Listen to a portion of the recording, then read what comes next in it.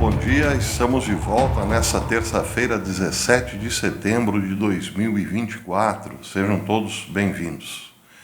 Muitas coisas para falar, para comentar hoje, meus queridos amigos.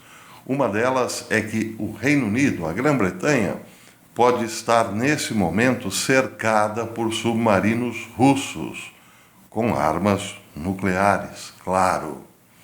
O segundo tema que falarei um pouco é a respeito, novamente, do atentado, segundo atentado a Donald Trump, em poucos dias. Eu cheguei a uma teoria sobre este atentado e falarei também um pouquinho sobre uma estranha divisão política acontecendo agora na Polônia. As notícias são realmente muito preocupantes, muito graves, e os meus comentários, claro, não são nada otimistas. Vou começar pela questão Donald Trump. Eu cheguei a uma teoria. O atentado a Donald Trump serviu a dois propósitos, segundo a minha teoria. Depois de ler praticamente tudo o que foi publicado a respeito do atentado a Donald Trump, cotejando com as informações que tenho a respeito de geopolítica, que também está numa tensão muito grande nesse momento, cheguei à conclusão de que o atentado a Donald Trump serviu a dois propósitos. O primeiro, o mais evidente, o mais óbvio, é que, claro, planejava-se matar o ex-presidente, que não teve êxito, claro, o atirador não teve êxito, mas o segundo teve muito êxito, que foi criar uma cortina de fumaça. Esse seria o segundo propósito, criar uma imensa cortina de fumaça para que os americanos não percebessem o que de fato está acontecendo agora, que é muito grave, que pode simplesmente levar a humanidade para uma guerra de proporções inimagináveis e muito pouco sobraria da humanidade e da civilização. Bem, esses dois fatores combinados só seriam possíveis se o atirador, se aquele que tentou contra a vida de Donald Trump, não tivesse agido sozinho. E é aí que as coisas começam a complicar, porque hoje está muito difícil sustentar a ideia de que foi mais um ato de um lobo solitário, pelo simples fato de que pouquíssima gente sabia, poucas pessoas, só aquele círculo mais próximo a Donald Trump sabia que ele estaria no campo de golfe no domingo. Agora, o interessante é que o atirador tinha um ponto privilegiado. Ele ficou escondido por mais de 10 horas num determinado ponto em que teria Trump perfeitamente sob sua mira. A questão é, a SWAT tem trabalhado essa questão, como o atirador descobriu o ponto mais privilegiado para um atentado e como ele conseguiu ficar lá por muito tempo, sabendo que Donald Trump estaria naquele campo no domingo. A imprensa não sabia, poucos amigos de Trump sabiam. Claro que alguém de dentro do grupo de Donald Trump, é a suspeita maior hoje, informou o atirador. E isso já abre um precedente de que há sim uma grande conspiração por trás desse novo atentado. Se há uma grande conspiração, há gente muito importante querendo ver Trump morto, mas também, por outro lado, servindo aos propósitos mais obscuros de quem quer se manter a todo custo no poder. E aí, quando olhamos para quem quer se manter a todo custo no poder, vemos uma política contra a Rússia que pode colocar o mundo numa grande guerra. Então, claro, fazendo aí um cotejamento entre essas duas possibilidades ou realidades, temos sim uma grande teoria da conspiração, que promove, por um lado, a eliminação de um concorrente muito forte e, por outro, cria uma cortina de fumaça capaz de deixar os americanos em estado de perplexidade, incapacitando-os para enxergar a realidade que este governo está colocando não só os Estados Unidos, mas toda a humanidade. Numa situação de risco, como disse, sem comparação na história. Bem, tudo isso é teoria da minha parte, mas vamos aos fatos mais objetivos. Como, por exemplo, o Reino Unido pode estar cercado nesse momento por submarinos nucleares e talvez o povo que está no poder na Casa Branca não queira, e também lá no Reino Unido não queira, que a população saiba ou entre em pânico.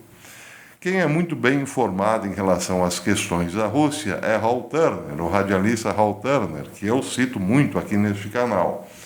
Pois bem, ontem em seu blog ele disse o seguinte, que em 12 de setembro deste ano, há poucos dias, portanto, pelo menos 3 submarinos conhecidos como o Projeto 885 classe Yasen da frota russa do norte, armados com mísseis hipersônicos Zircon, partiram de sua base em Severomorsk e seguiram em direção ao Atlântico, ao Oceano Atlântico.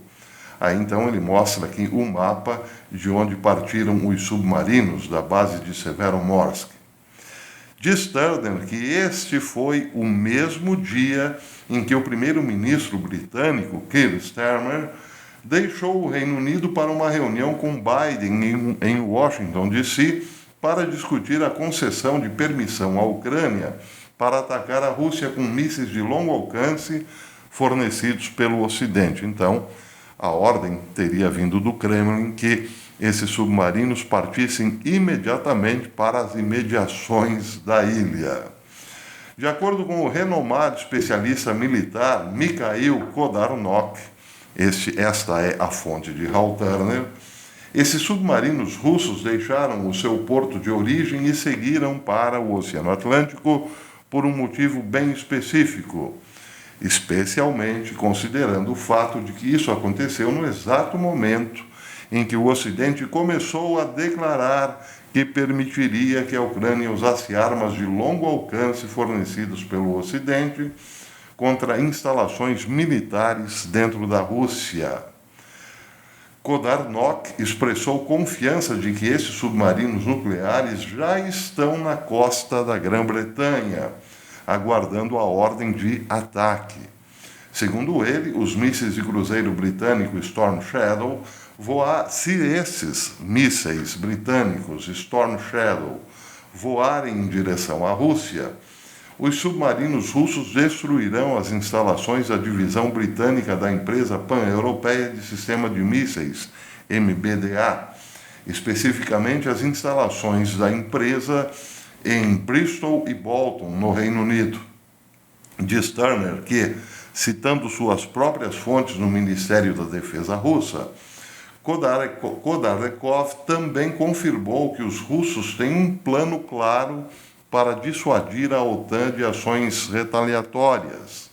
Segundo ele, imediatamente após a destruição de instalações da companhia MDBA dentro do Reino Unido, a Rússia lançaria um ataque nuclear de demonstração em uma área do Oceano Atlântico ou do Mar do Norte, perto da costa da Grã-Bretanha.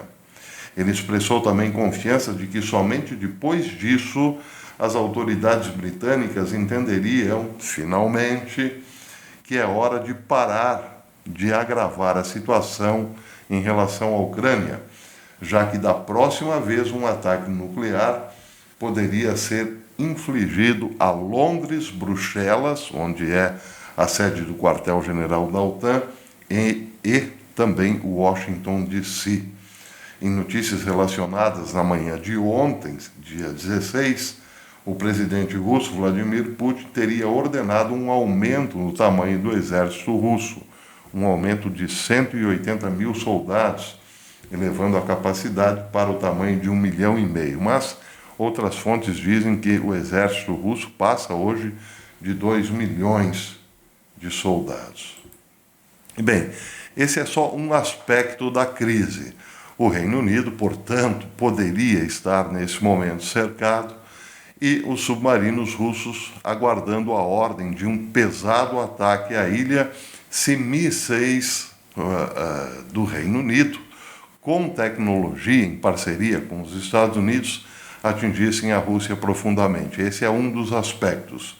Outro aspecto interessante mostrado pelo mesmo Hal Turner foi a forte movimentação de aeronaves militares ontem nos Estados Unidos.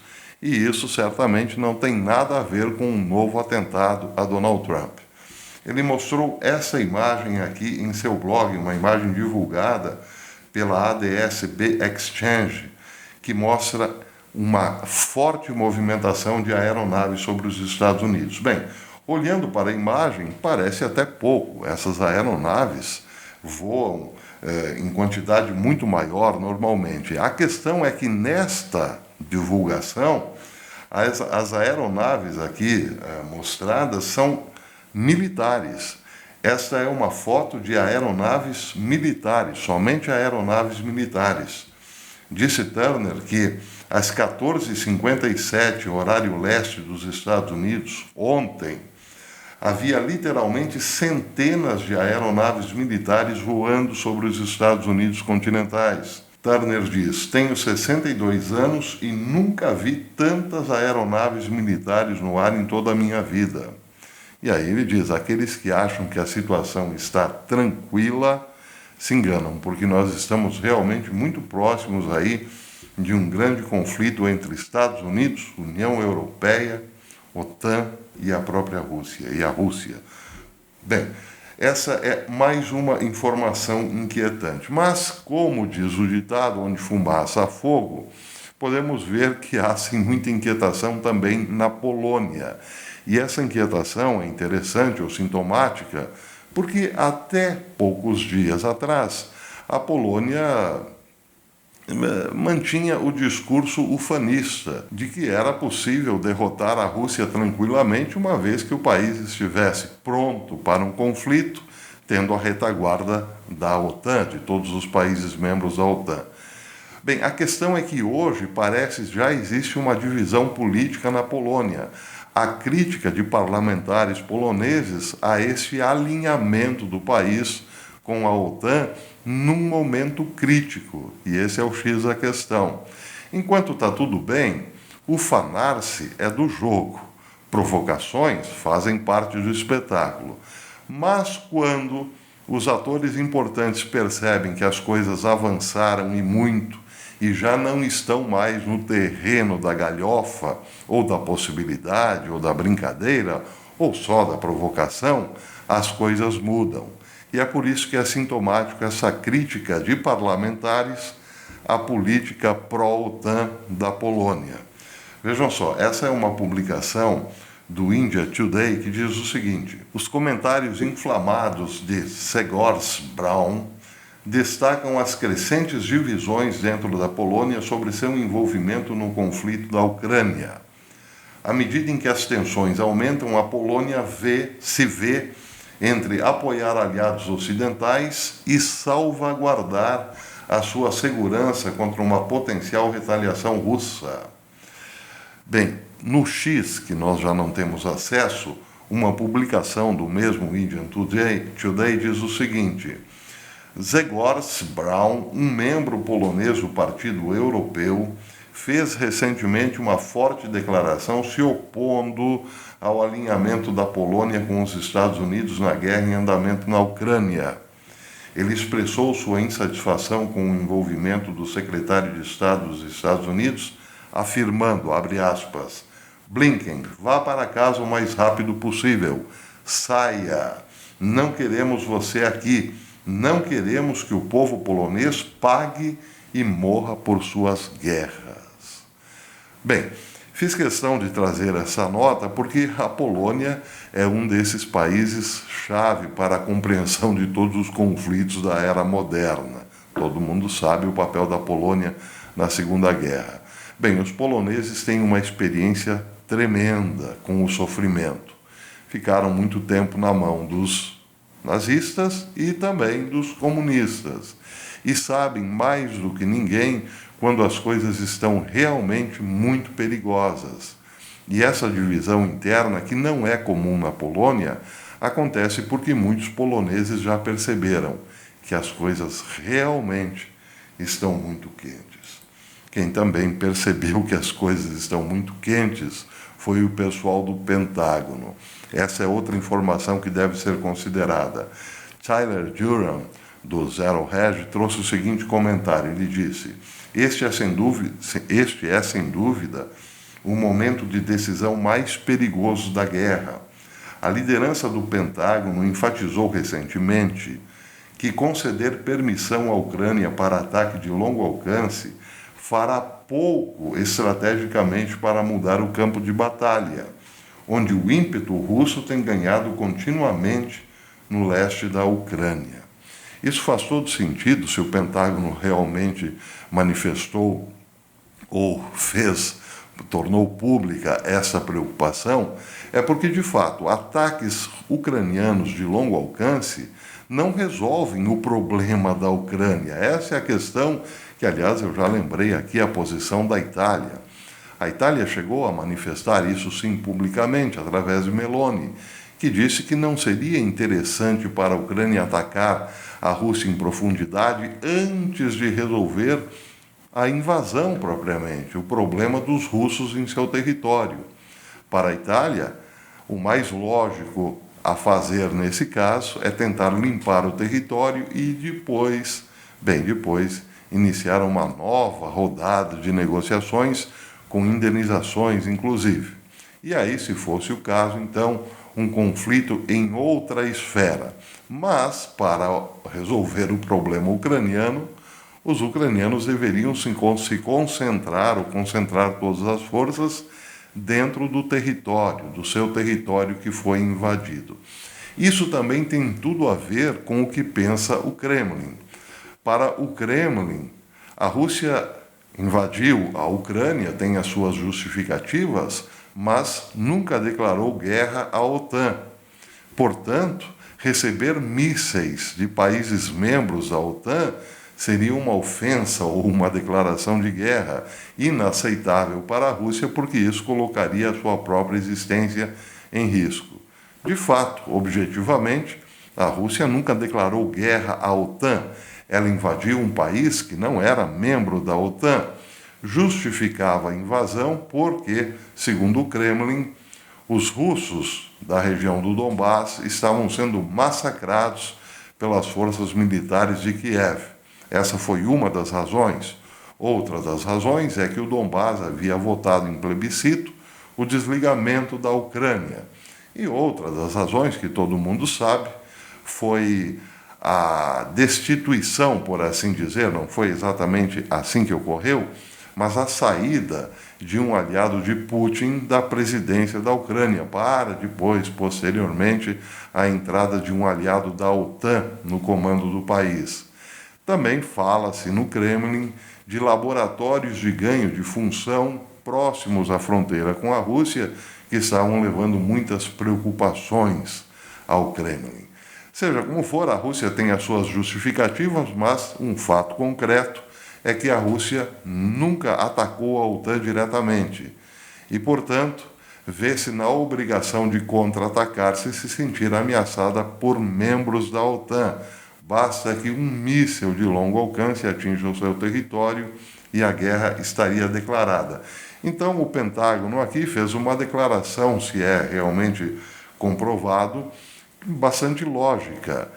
Este ataque da Ucrânia à Rússia em profundidade não resolve o problema ucraniano. E isso quer dizer que a Ucrânia está sendo incentivada a atacar a Rússia não para o seu próprio benefício, mas para o benefício obscuro de outros atores. Essa é a questão mais óbvia no comentário aqui do Zero Hedge. Segue a matéria dizendo que o embaixador russo nos Estados Unidos, Anatoly Antonov, acrescentou na sexta-feira passada aos avisos anteriores do Kremlin, dizendo ao canal Rússia 24 que ele teme que a liderança americana e o povo estejam sob ilusão. E aí, então, eu volto com a questão aí, a teoria da cortina de fumaça com o outro atentado à vida de Donald Trump. Disse ele que os americanos parecem pensar que se houver um conflito, este conflito não se espalhará para o território dos Estados Unidos da América, porque de fato os americanos estão concentrados, evidentemente, numa campanha política e, como diziam os velhos piadistas do passado, os americanos normalmente não sabem sequer onde fica o México. Eles vivem num planeta à parte. Com a eleição, parece que esse, digamos, solipsismo ainda aumenta mais. E, portanto, uma cortinazinha de fumaça faz com que os americanos esqueçam totalmente as possibilidades de serem realmente atacados por mísseis nucleares em seu território. É o alerta de Antonov. Ele enfatizou que os americanos não poderão se esconder de uma guerra nuclear, o que agora é impensável se ela de fato acontecer. Ele disse: estou constantemente tentando transmitir aos americanos uma tese de que eles não serão capazes de ficar sentados atrás das águas deste oceano. Esta guerra afetará a todos. Então, dizemos constantemente, não brinquem com essa retórica. O Zero Hedge termina a matéria dizendo que, quanto à visita do primeiro-ministro britânico a Washington, o The Wall Street Journal tentou acalmar um pouco as coisas, dizendo que isso já tinha sido previsto anteriormente e que, embora a decisão final sobre a Ucrânia usar os mísseis britânicos Storm Shadow seja tomada pelo governo do Reino Unido, as autoridades britânicas pedirão que o governo Biden opine, porque alguns componentes desses mísseis são feitos nos Estados Unidos, e aí não teriam o sinal verde de Biden. Para o Wall Street Journal, a política dos Estados Unidos, a política de Washington, não mudou e deu nenhuma permissão foi dada à Ucrânia ainda, menos ainda ao Reino Unido, para que fornecesse então os mísseis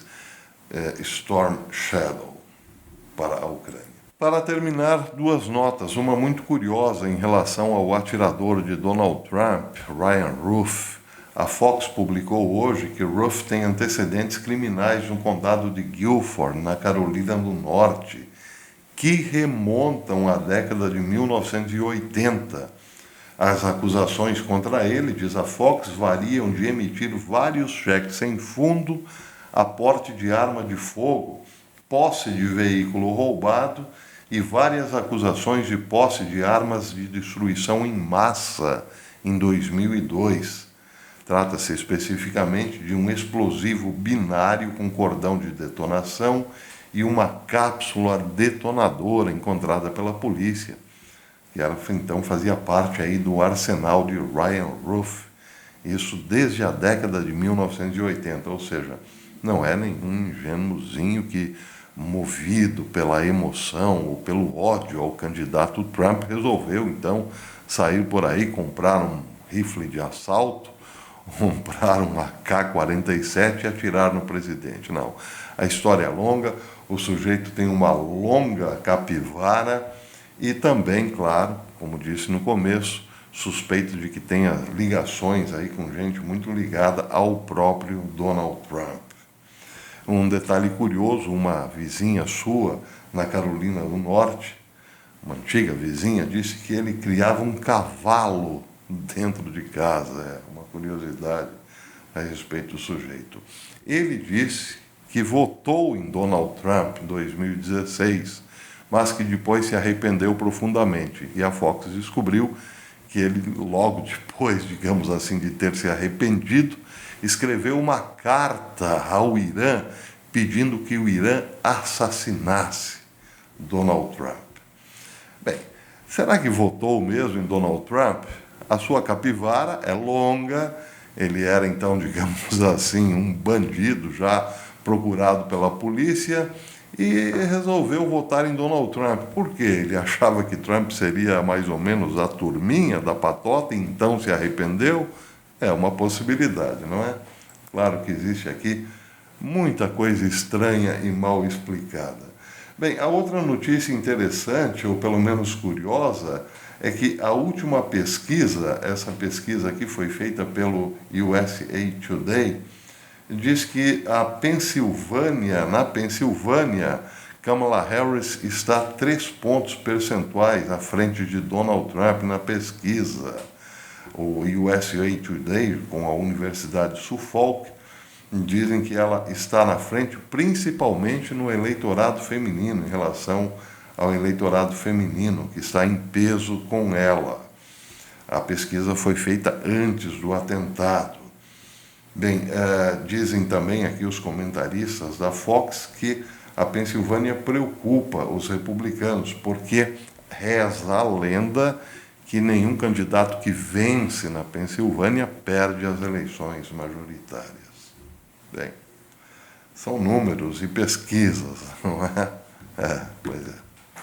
Muita coisa para se duvidar hoje, quase de tudo, não é? Nos Estados Unidos, nesse aí, como disse ontem, os Estados Unidos do amor. Eu volto ainda hoje, se Deus quiser, tenho muito mais coisas para falar. Até depois. Se você gostou desse vídeo, não esqueça, deixe o seu like e verifique aí se você ainda é inscrito no canal. Se não for, inscreva-se novamente, acione o sininho para receber as notificações dos nossos vídeos. Até depois.